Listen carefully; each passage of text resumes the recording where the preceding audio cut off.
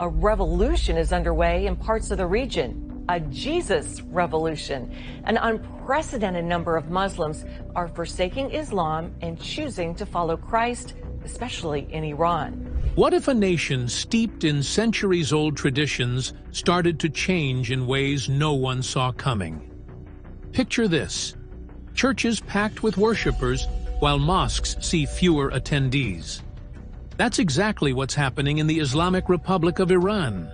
A dramatic shift in mindset that's leaving everyone asking, what's going on? Trust me, the answer is mind-blowing, and you'll want to stick around to hear the whole story. Over 1 million Muslims in Iran have made the unexpected decision to convert to Christianity. Could this surge in Christianity signal the beginning of the end for radical Islam? Let's find out. When most people think of Iran, Christianity is not the religion that immediately comes to mind. As the largest Shiite Muslim state in the world, Iran is not only deeply rooted in Islamic traditions, but also known for its strict enforcement of religious principles. However, beneath this surface, a profound and unexpected transformation is quietly unfolding. A surge in conversions from Islam to Christianity. This movement is not only reshaping the country's religious landscape, but also challenging the very foundation of its theocratic regime. Iran's Islamic Republic is built on the principles of Shiite Islam, and for decades, the government has tightly controlled religious expression, often punishing dissenters harshly. The infamous morality police, tasked with enforcing Islamic laws, came under international scrutiny yet again after allegedly shooting a woman for violating mandatory hijab laws. Such incidents reflect the rigid and often oppressive measures employed to maintain religious conformity. Despite these efforts, signs of dissatisfaction are everywhere. A staggering 50,000 of Iran's 75,000 mosques have reportedly closed due to declining attendance. Senior Iranian cleric M. Muhammad Abul Qasim attributed this to a significant decline in patronage, signaling a broader crisis of faith among Iranians. This trend correlates with reports that around 1 million Muslims in Iran have embraced Christianity, suggesting that an undercurrent of religious change is gaining momentum. The term Jesus Revolution has been used to describe the growing wave of Iranians converting to Christianity. According to a joint study conducted by CBN and the International Radio Ministry, The Tide, an estimated 1 million Muslims in Iran have accepted Christ. This is not just a statistical anomaly. It represents a profound cultural and spiritual shift. The reasons behind this movement are deeply intertwined with Iran's political, social, and economic struggles. For many, Christianity offers a stark contrast to the authoritarian and punitive nature of the Islamic regime. It provides a message of hope, love, forgiveness, and a personal connection to God, principles that resonate deeply with those disillusioned by decades of oppression.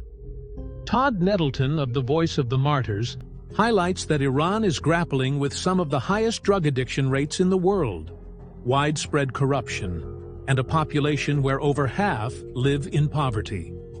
For a growing number of Iranians, these systemic failures have tarnished the appeal of Islam as practiced in the country. Economic hardship has been a significant driver of dissatisfaction.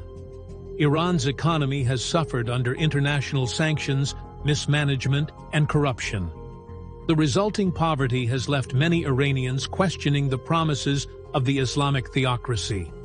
A survey conducted by the Netherlands-based Ghan Institute found that 80% of Iranians desire a democratic government, rejecting the Islamic Republic in its current form.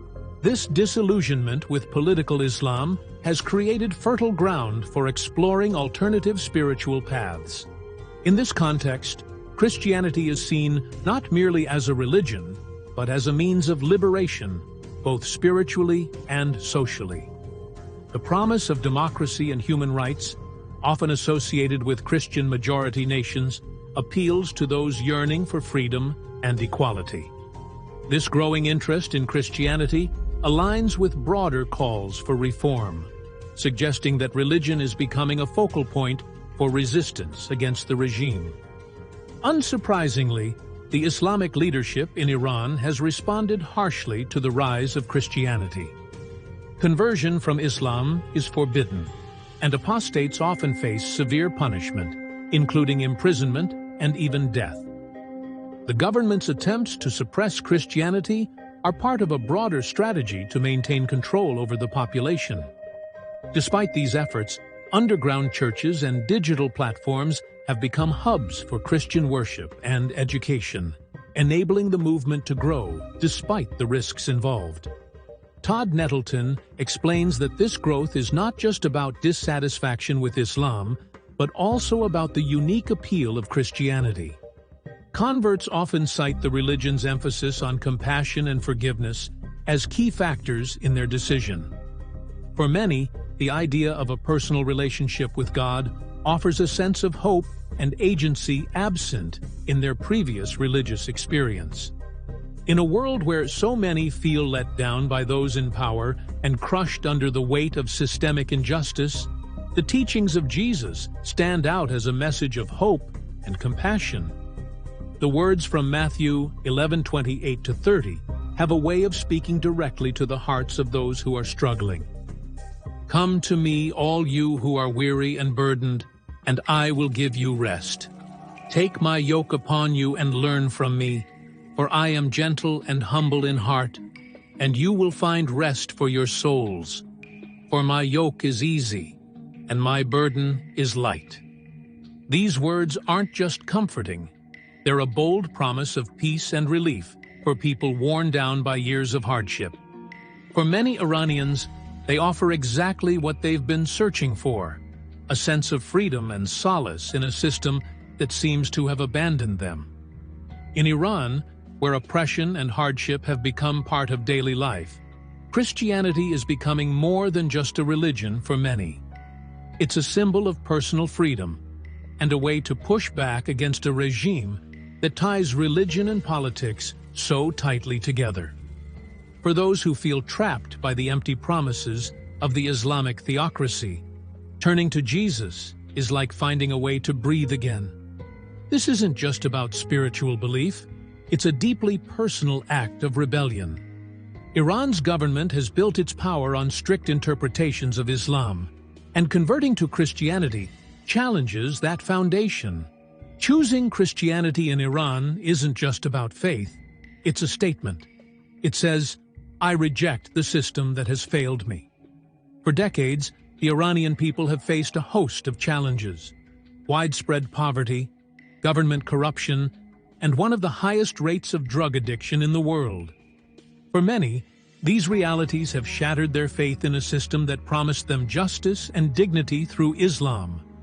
In contrast, Christianity offers something radically different. Its message of love, forgiveness, and hope feels like an antidote to the harshness of daily life.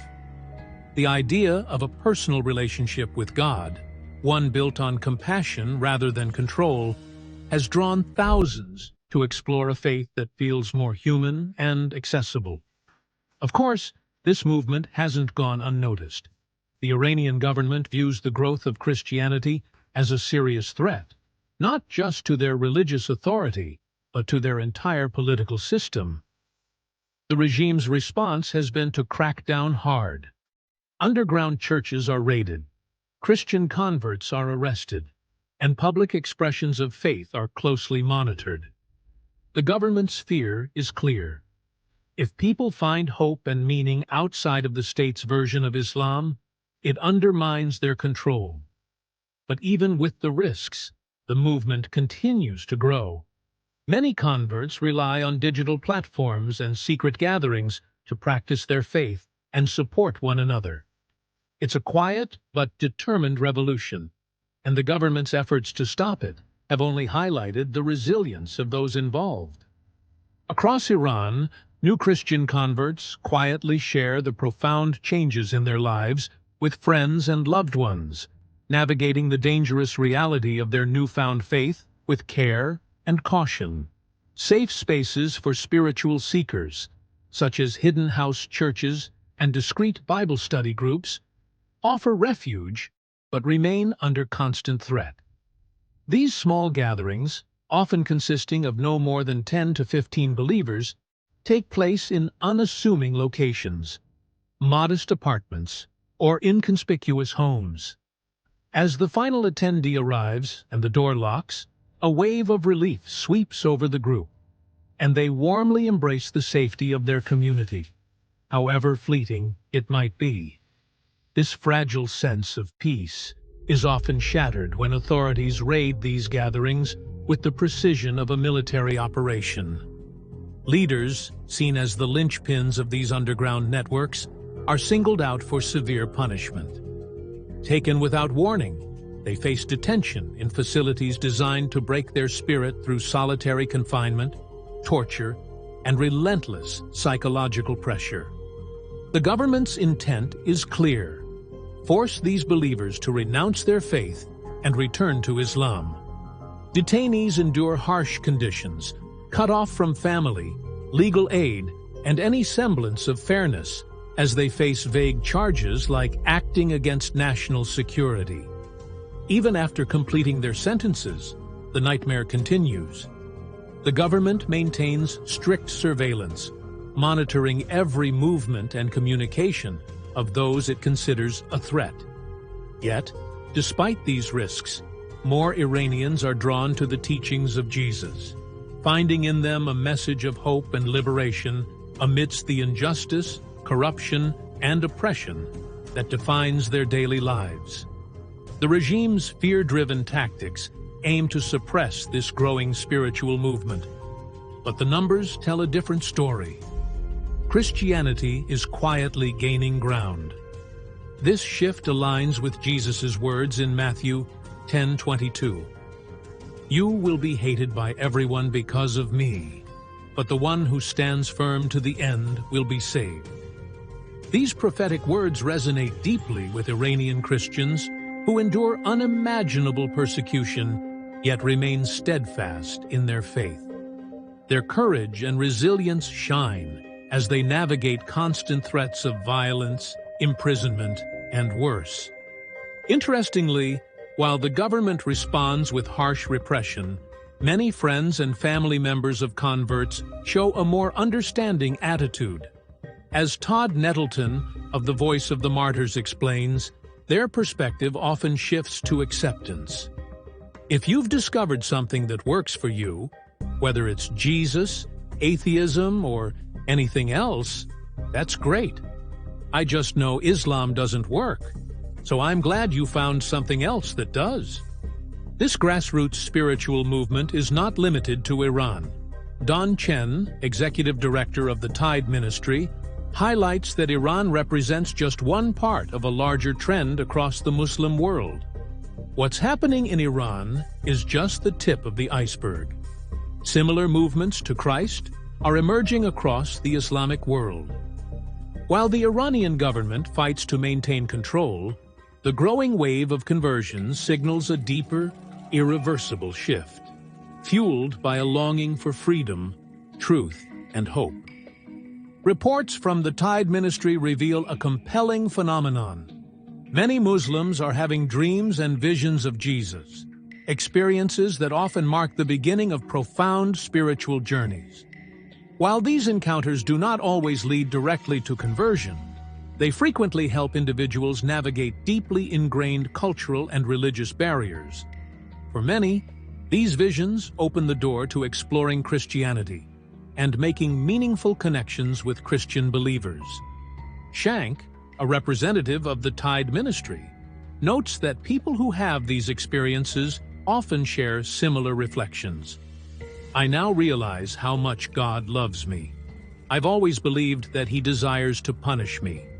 Dreams and visions hold particular significance in Islamic culture, where they are often interpreted as divine communication.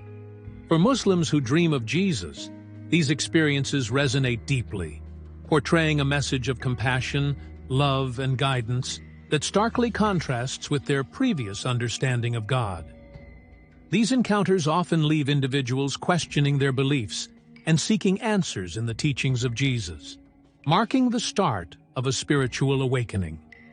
The transformative nature of these visions has drawn attention not only in Iran, where the phenomenon is most frequently reported, but also across the Muslim world. Shank believes that what is happening in Iran is part of a broader movement affecting the entire Muslim world. In Afghanistan, for instance, secretive Christians face grave risks as they practice their faith under the ever-present threat of Taliban persecution. The danger of exposure creates a pervasive atmosphere of distrust among believers who must navigate the constant fear of infiltration. Shank emphasizes the high stakes. Accepting Christ comes with a very real threat of death. Despite these challenges, feedback from Afghanistan indicates a growing number of people are embracing Christianity, driven by a desire for a relationship with God that feels deeply personal and redemptive. Yemen presents another striking example of this movement. Studies suggest the spread of Christianity there is occurring at nearly twice the global rate. This growth is particularly remarkable given Yemen's deeply entrenched Islamic traditions and the ongoing humanitarian crisis that dominates the country.